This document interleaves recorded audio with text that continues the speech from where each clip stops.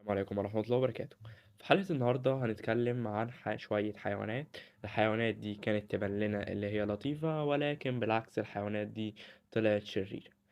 فقبل بدء الفيديو ما تنساش تصلي على النبي عليه أفضل الصلاة والسلام، ومش هطول عليك، يلا بينا على الفيديو. أول حيوان معانا النهاردة هو الباندا. وطبعا انت أول ما سمعت كلمة باندا انت استغربت جدا وقلت اشمعنى الباندا. أقول لك أنا معظم معلوماتنا عن الباندا انه حيوان غلبان جدا ومالوش في اي مشاكل، ولكن لا بقى بالعكس. الباندا من الحيوانات المزاجية جدا وبيغضب بسرعة، وفي 2015 هجمة من الباندا على شخص في مزرعته وقطعته رجليه، وكل ده لأن في ناس كانت بتجري وراه. ومش بس كده، الباندا من الحيوانات الغريبة جدا لأن معدته ربنا خلقه إن معدته بتاكل لحوم وأسماك زي بقية الباندا التانيين، ولكن هو بقى بيميل إنه بياكل البامبو والأخشاب والحاجات ديت، ولغاية دلوقتي ما لقيناهاش تفسير علمي. تاني حيوان معانا وهو الدولفين. انت أول ما سمعت كلمة دولفين استغربت، أنا هقولك ليه.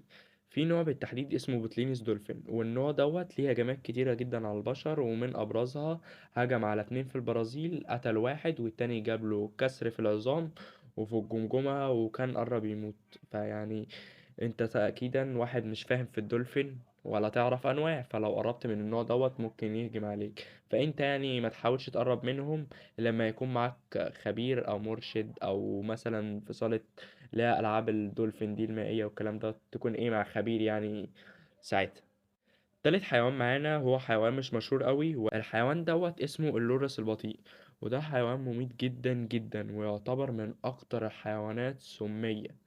لو كمان ده بيفرز السم من تحت كوعه وبيدمجه مع اللعاب في بقه، وعشان لما يجي يعضك تبقى عضته من أقوى العضات ومميتة يعني. رابع حيوان معانا وهيروح لجانب الطيور، والطير دوت اسمه التم الأخرس أو الميوتي سوان.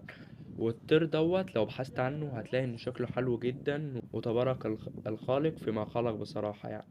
ولكن الحيوان دوت عصبي جدا، وبقه فيه أسنان حادة جدا، وسلوكه عدواني جدا جدا، وله هجمات على البشر.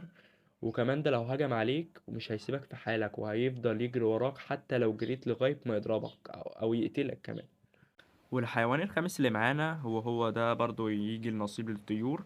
والطائر ده بقى اسمه الشبنة، وده بقى مش محتاج اتكلم عنه. ده يعتبر اخطر طائر في العالم كله. والطائر ده بيعيش بالتحديد في استراليا، وسلوكه في غاية الخطورة. ومش بس كده، ده عداه في نفسه والله، بحيث انه بيجري بسرعة 48 كيلومتر في الساعة. وهجمته قوية جدا بحيث انه بيجري ناحية الهدف وبيوجه مخالبه تجاه الهدف اللي هو هيضربه.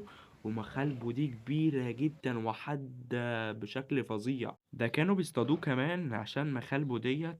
فحاول لو شفته او قربت من مكانه تبعد بعيد عنه، يعني عشان ايه بقى حيوان مفتري بصراحة.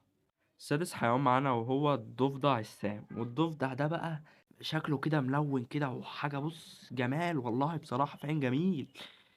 تشوفه كده تبقى فرحان كده لما تشوفه. ولكن الضفدع دوت من الحيوانات المسمى جدا، يعني ممكن تقتل لأكتر من 10 أشخاص.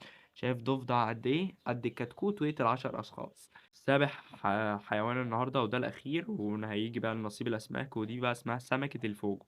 والسمكة دي اللي بتتنفخ كده اللي هي في سبونج بوب.